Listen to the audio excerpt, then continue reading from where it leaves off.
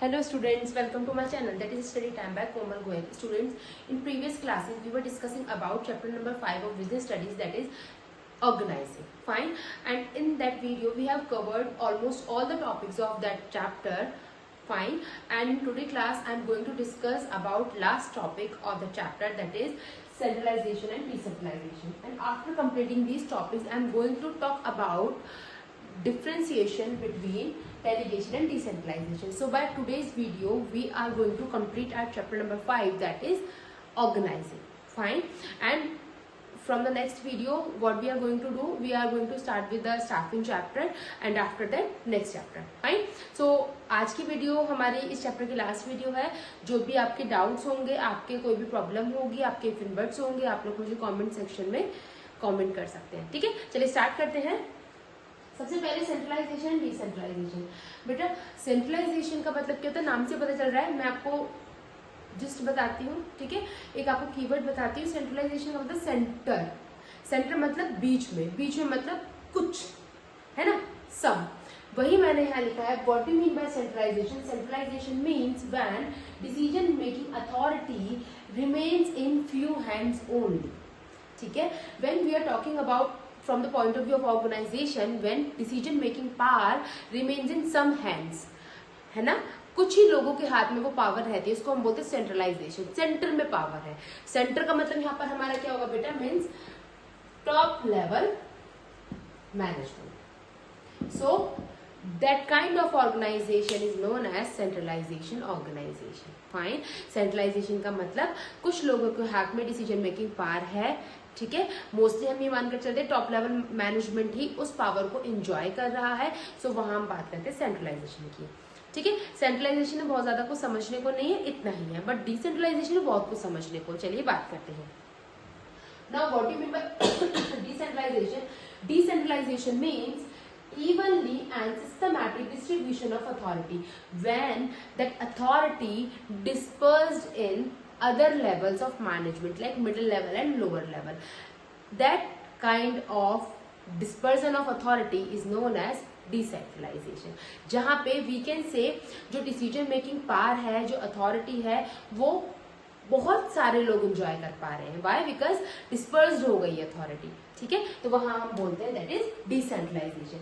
Decentralisation सिर्फ एक transfer ही नहीं है अथॉरिटी का, उससे भी बहुत ज्यादा एरिया को वो कवर करके चलता है. कैसे? देखिए, इसमें क्या होता है, डिसेंट्रलाइजेशन में हम सिलेक्टिव डिस्पर्जल करते हैं at the another level. And यहाँ पर क्या होता है डिसेंट्रलाइजेशन में बेटा, confidence level of employees will get up. ठीक है, यहाँ पे कॉन्फिडेंस लेवल ऑब्वियसली जब हम अपने एम्प्लॉयज को नीचे वाले लेवल को हम डिस्पर्स करते हैं, अथॉरिटी को, उनको डिसीजन मेकिंग पावर का हम चांस देते हैं, तो कहीं ना कहीं क्या होता है, ऑर्गेनाइजेशन में नीचे वाले एम्प्लॉयज का कॉन्फिडेंस लेवल, मोटिवेशन उनका हाई हो जाता है. ठीक है, एंड जो रिलीफ होता है वो किसको मिलता है? रिलीफ किसको मिलता है? Relief to top management level, है ना. उनको क्यों रिलीफ मिल जाता है? Because now they can do their priority work instead of all the work. अगर आप कुछ सोचिए, अगर सिर्फ टॉप लेवल मैनेजमेंट ही सारे काम करने लगे, सिर्फ टॉप लेवल मैनेजमेंट ही सारे डिसीजन मेकिंग करने लगे, तो ऑर्गेनाइजेशन में बहुत टाइम लगता है ना. डिसीजन मेकिंग इजीली और क्विकली नहीं हो सकती. How decision making get quickly?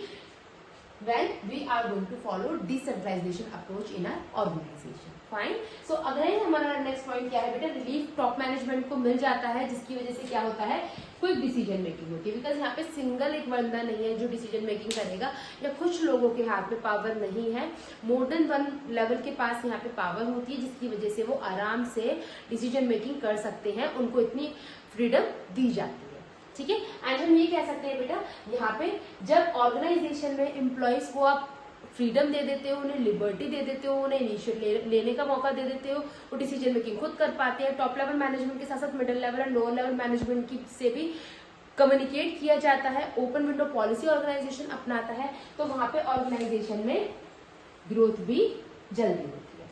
ठीक है, ग्रोथ मतलब एक पॉजिटिव साइन. ग्रोथ मतलब you can expand your business. क्यों? क्योंकि यहाँ पे आपका जो काम है वो क्विकली हो रहा है. ठीक है, एंड बाकी के लेवल्स को भी डिसीजन लेने में इजी हो रहा है. ठीक है, एक लेवल टाइम ले सकता है, पर बाकी सारे मिलके लेवल टाइम नहीं लेंगे इतना। फाइन। एंड बेटर कंट्रोल, यहाँ पे अकाउंटेबिलिटी सिर्फ एम्प्लॉयज की रहती है, जिनको आप अथॉरिटी डिस्पर्स करते हो, अकाउंटेबिलिटी भी उनके पास ही रहती है। You can not blame your superior if you are not going to complete your task on time.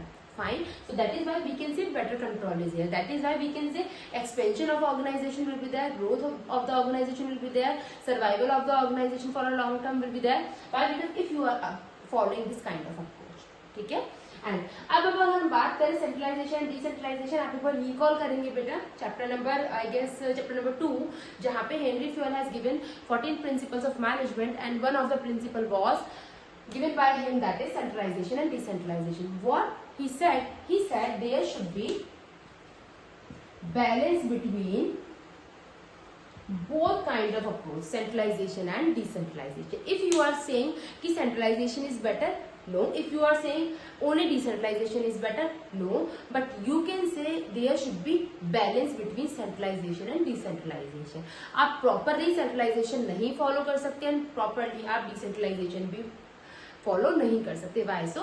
Because अगर आप खाली अपने ऑर्गेनाइजेशन को सेंट्रलाइजेशन बनाओगे तो कहीं ना कहीं डिसीजन मेकिंग पावर आप अपने पास रखोगे, तो आगे के जो डिसीजन है वो लेट हो जाते हैं, आपकी ग्रोथ में भी कहीं ना कहीं हिंड्रेंस आने लगते हैं, कहीं ना कहीं प्रॉब्लम होने लगती है एंड आपके एम्प्लॉयज भी अच्छा फील नहीं करते, उनका मोटिवेशन लेवल भी कभी हाई नहीं हो पाता क्योंकि वो इनिशिएट नहीं ले सकते आपके होते हुए। But if you are going to this kind of approach that is decentralisation, still ये वाली अप्रोच प्रॉपरली फॉलो अगर आप करते हैं तो फिर भी कुछ ना कुछ अथॉरिटी हम ये मानकर चलते हैं कि सेंट्रलाइजेशन पर रहनी ही चाहिए, डिस्पर्जन सारी अथॉरिटी का हम नहीं कर सकते। That is why Henri Fayol has suggested that there should be balance between centralization and decentralization approach. Fine. कुछ decisions ऐसे होते हैं जो important level के होते हैं, that should be remain with the top level management only, and there are some decisions those can be taken by middle level and lower level management also, so you can disperse that kind of authority to those persons who can take quick decisions for that. Fine. तो ये आपका पूरा इसमें summary है, पूरा मैंने आपको अच्छे समझा दिया है, आपको कीवर्ड्स यहाँ लिख दिए हैं और आपको एक्सप्लेनेशन पूरा दे दिया है, so that you can get all the points regarding this topic. Fine. चलिए let's talk about last topic of this chapter, that is delegation and decentralisation.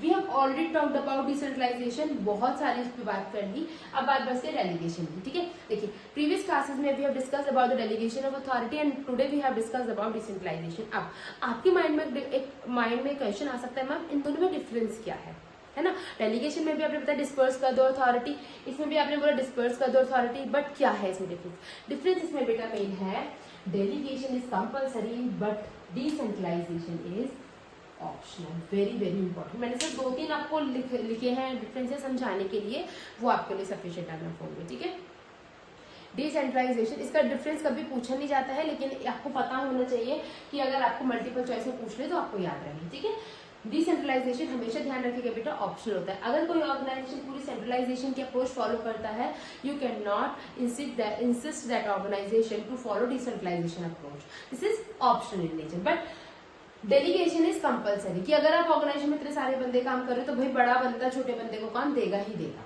ठीक है, अपने अथॉरिटी देगा ही देगा, बट अकाउंटेबल अल्टीमेटली कौन होगा? That's clear in the case of delegation. Fine. चलिए next, delegation में फ्रीडम कम दी जाती है जबकि डिसेंट्रलाइजेशन में पूरी फ्रीडम होती है। क्यों? क्योंकि डिसेंट्रलाइजेशन का मतलब है पूरे लेवल को, है ना, पूरे मैनेजमेंट लेवल को अथॉरिटी डिस्पर्स कर देना। हम अथॉरिटी डिस्पर्स क्यों करते हैं? So that that particular person can take his or her decision by his own. ठीक है, दैट्स व्हाई। तो हम कह सकते हैं यहाँ पे जो फ्रीडम होती है, जो लिबर्टी होती है, वो कम होती है डेलीगेशन में, बट डिसेंट्रलाइजेशन में उसकी कंपैरिजन बहुत हाई रहती है।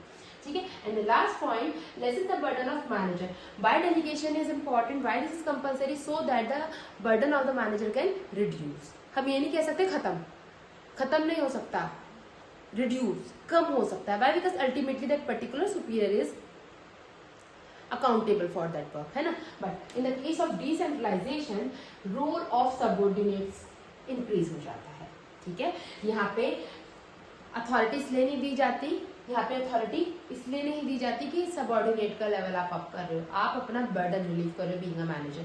बट ये सबऑर्डिनेट्स के लिए बहुत इंपॉर्टेंट है, क्योंकि यहाँ पे आप सबऑर्डिनेट्स को कहीं ना कहीं उनके रोल को आप इंक्रीज करते हो, आप उनको ऑर्गेनाइजेशन में एक पॉजिटिव फीलिंग लाते हो कि हाँ you are the person you can do this work. तो इसीलिए this is the positive sides of decentralisation and delegation भी इंपॉर्टेंट है ऑर्गेनाइजेशन में, इनफैक्ट ये कंपलसरी है, बट ये कहीं ना कहीं मैनेजर के लिए होता है, कहीं ना कहीं मेनली सबऑर्डिनेट्स के लिए होता है। ठीक है, that's all from my side for today. I hope this video is clear to all of you. I have covered with the chapter number 5 that is organizing. बहुत लंबा चला है चैप्टर, रीजन भी मैंने बहुत छोटी छोटी वीडियोस आपको अपलोड की हैं छोटे छोटे टॉपिक लेके, सो that you people get complete understanding on the chapter, complete understanding on each and every topic of this chapter. Fine, I hope आपको क्लियर हुआ है। Still you have any kind of doubt, you can comment in the comment box, I record the video accordingly. Fine, and I hope आपको कोई problem इसमें होगी नहीं। वैसे मैंने सारा इसमें जो भी समरी है वो बता दिया है आपको, कीवर्ड्स आपको बोर्ड पे है, आप स्क्रीनशॉट एक बार ही ले सकते हैं। ठीक है, so thank you so much guys for watching and take care, bye bye, thank you.